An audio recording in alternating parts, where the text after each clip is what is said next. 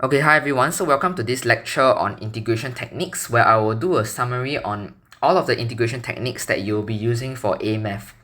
Okay, so as usual with my notes, okay, over here, okay, we're looking at the techniques of integration. Okay, previously you would have learned how to do differentiation techniques, okay, but now we will go into the reverse. Okay, I took these learning outcomes from the GCE O-level exam syllabus itself. Okay, so over here it says that candidates should be able to understand that integration is the reverse of differentiation. Okay, this is a concept that is very important. You will need to apply this to answer questions, okay, in the future. Okay, so I'll put a star here.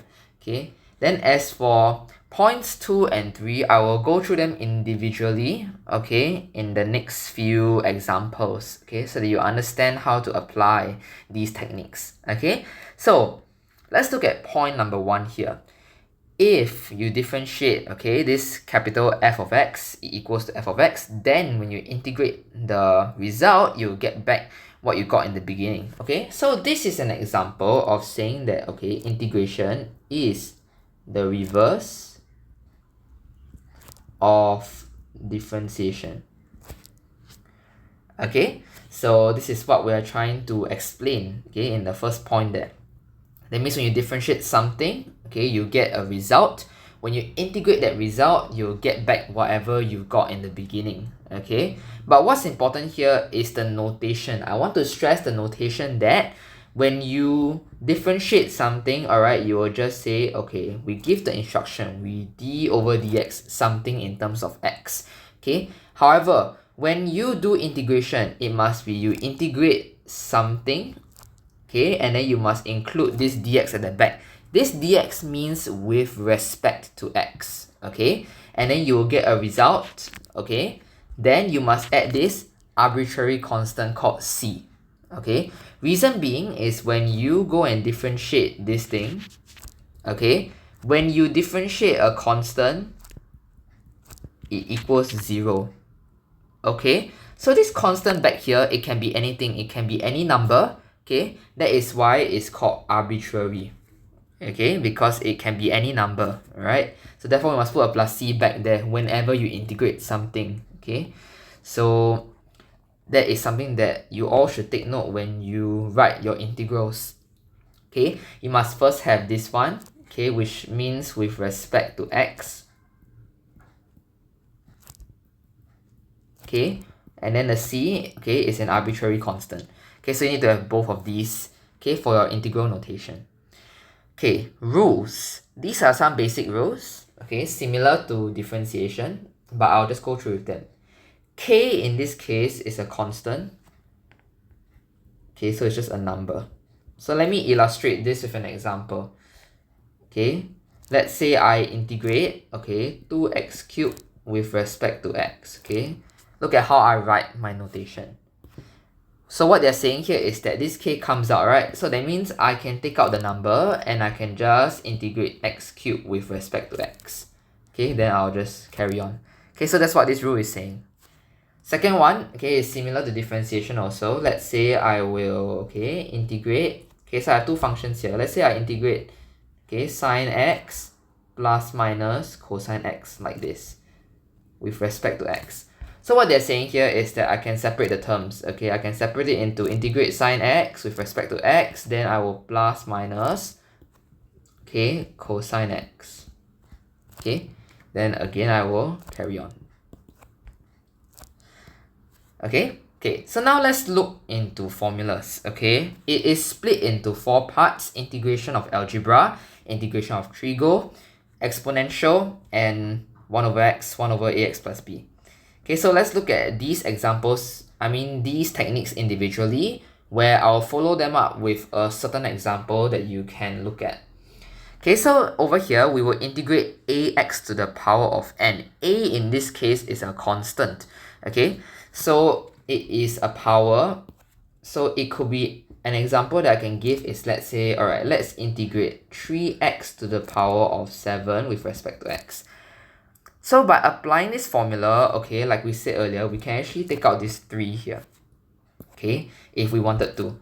Okay, but if not, it's okay. We can just go and integrate. So it's the result when we integrate will be 3, okay, x. Then we just apply the formula. N will increase by 1 and then divide by the new power, 7 plus 1. Then of course, put your arbitrary constant. So when you integrate this, it's 3x to the power of 8 over 8, then plus c, of course. Okay, simple. Okay, so just remember to raise the power, divide by new power. Okay, second one is a bit trickier, alright? So as you can see here, we will integrate a linear expression, ax plus b to the power of n. So this formula is similar to what we just did earlier. Okay, we raise the power by 1 and we divide by the new power. However, what's important here is we take note of this a over here. So besides raising the power by 1, we also need to divide by the differentiation of the ax plus b. Okay, so let's just use an example to illustrate this.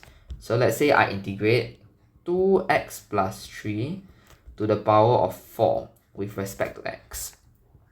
So as usual, I will just increase by 1, so it's 4 plus 1 over another 4 plus 1.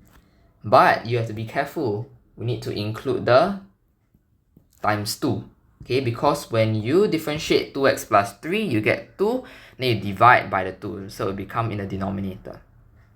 Okay, then of course plus c, okay, in which you'll get, okay, 2x plus 3 power 5 over 10 plus c. Okay, alright, now we look at trigo. Okay, so it is like the reverse of differentiation. Okay, so in the sense that, okay, when I differentiate, let's say sine, I'll get back cosine. Over here, I integrate cosine, I get back sine. Okay, so as you can see here, it's a similar concept to differentiating trigo functions. We will first change the expression, alright? So as you can see here, that is changing the trigo function. But then what's different is that we will divide by differentiation of the bracket, okay, the angle. Okay, so again with an example, let's say I integrate sine 3x plus 5.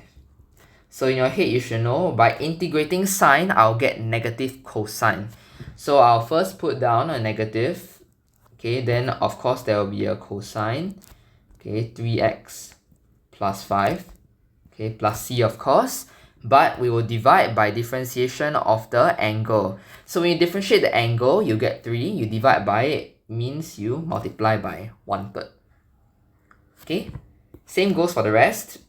Let's say I integrate cosine 4x plus 6 with respect to x. Okay, be aware of what trigo function it changes to. It changes to a positive sign. Okay, leave the angle behind. Plus c, divide by differentiation of the angle, 1/4. Straightforward. Okay, so next one is special, integrate secant square.